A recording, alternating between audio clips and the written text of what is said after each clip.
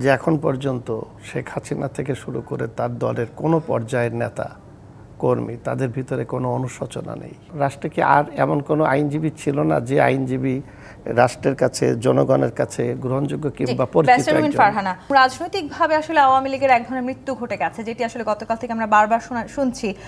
কি মনে করছেন, আওয়ামী লীগের আসলে অন্তত তাদের শীর্ষস্থানীয় নেত্রীর এই সাজা শুনবার পর রাজনৈতিকভাবে আদৌ মৃত্যু ঘটলো নাকি আবারও ফিরে আসার তাদের সুযোগ আছে? দেখেন, আমরা শিক্ষাটা ইতিহাস থেকে খুব কম নিয়েছি।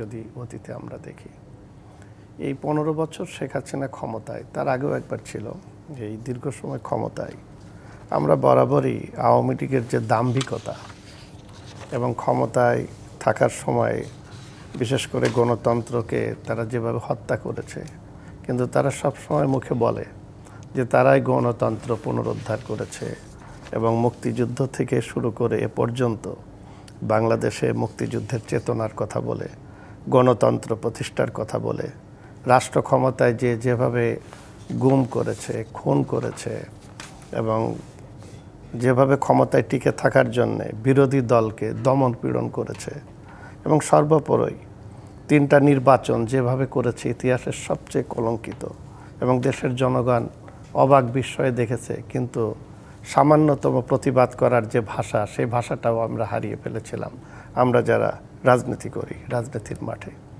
এই জায়গায় প্রকাশ্য দিবালোকে রাষ্ট্রের প্রধান জায়গা থেকে, শীর্ষ জায়গা থেকে যেইভাবে নির্দেশনা দিয়ে মানুষকে হত্যা করা হয়েছে, এটা পৃথিবীতে নজির।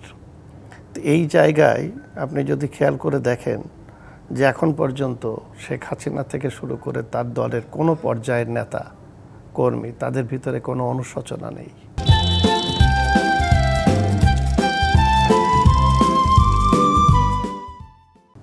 এবং এই রায়কেও তো আওয়ামী লীগ প্রত্যাখ্যান করেছে।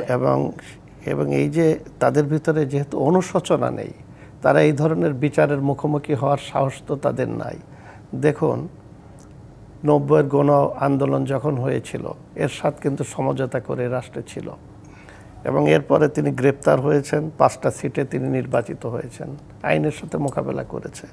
শেখ হাসিনার সেই সুযোগ ছিল, কিন্তু আমরা শুনেছি যে শেখ হাসিনা থাকতে চেয়েছে, কিন্তু তাকে কেউ চলে যেতে বাধ্য করেছে কিংবা তাকে সাহায্য করেছে, সহযোগিতা করেছে। এই যে একটা অবস্থার মধ্য দিয়ে একটি অন্তর্বর্তীকালীন সরকার ক্ষমতায় আসলো, যেটা আমার গোলাম মাওলা রনি ভাই বলেছেন যথার্থ। আমরা কিন্তু একটা পরিবর্তন চেয়েছিলাম অভ্যুত্থানের মধ্য দিয়ে। আমরা মুক্তিযুদ্ধের পরে কিন্তু আমাদের যে আকাঙ্ক্ষা ছিল সেটা আমরা পাইনি, যে কারণে 90-এ গণ অভ্যুত্থান সংগঠিত হয়েছে, সেই সময় কিন্তু আমরা পেলাম না। জুলাই অভ্যুত্থান হয়েছিল কিসের উপর ভিত্তি করে?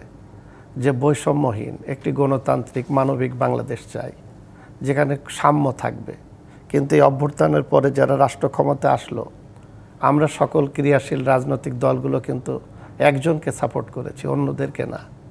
অন্তর্বর্তীকালীন সরকার প্রধান ডক্টর মোহাম্মদ ইউনূসকে, তিনি তার পছন্দের মতো ব্যক্তিদেরকে বিভিন্ন দপ্তরে বসালেন এবং সীমাহীনভাবে তারা চালাচ্ছেন, আমরা নীরব হয়ে দেখছি। আজকে সেই জায়গায় যদি আপনি দেখেন, তাদেরকে বিচারের আওতায় আনা হয়েছে এবং সেই বিচারকে তারা চ্যালেঞ্জ করতে পারে নাই, কিন্তু রাষ্ট্রের দায়িত্ব ছিল এই বিচারটাকে আরও মানুষের কাছে প্রশ্নবিদ্ধের জায়গা থেকে আরও একটু ভালো জায়গায় নিয়ে যাওয়া। যেমন আমরা বলি যে আমরা অবশ্যই চাই যে ঘটনাগুলো ঘটিয়েছে এই 15 বছর ধরে, এর দায় কিন্তু শেখ হাসিনা বা বাংলাদেশ আওয়ামী লীগ এড়াতে পারে না। কিন্তু তারপরে এই যে বিচার নিয়ে নানান ধরনের কথা হচ্ছে, কিন্তু আমার একটা জিনিস, আমি নিজে একজন সাধারণ একটা নাগরিক হিসাবে মনে করি যে এই বিচারের মধ্যে 2টা জিনিস নিয়ে বারবার প্রশ্ন উত্থাপিত হয়েছে।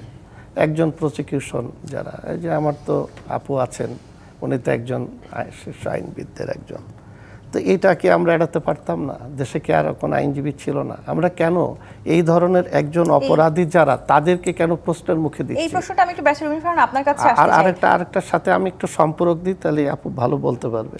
সেটা হলো রাষ্ট্রপক্ষ বা আদালত একজন আইনজীবীকে দিলেন কেন? রাষ্ট্রে কি আর এমন কোনো আইনজীবী ছিল না যে আইনজীবী রাষ্ট্রের কাছে, জনগণের কাছে গ্রহণযোগ্য কিংবা পরিচিত একজন?